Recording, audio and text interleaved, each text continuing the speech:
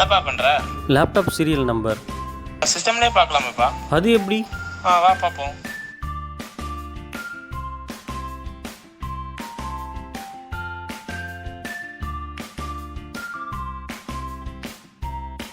விண்டோஸில் login பண்ணிடுங்க.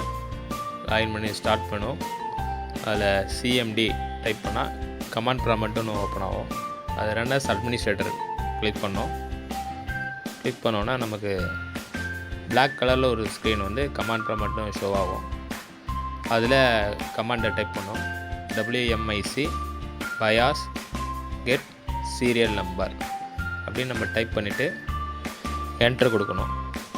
Enter கொடுத்தோன்னா serial number போட்டு some digit letters and number நமக்கு ஷோ ஆகும். இதுதான் நம்மளோட லேப்டாப்போட சீரியல் நம்பர்.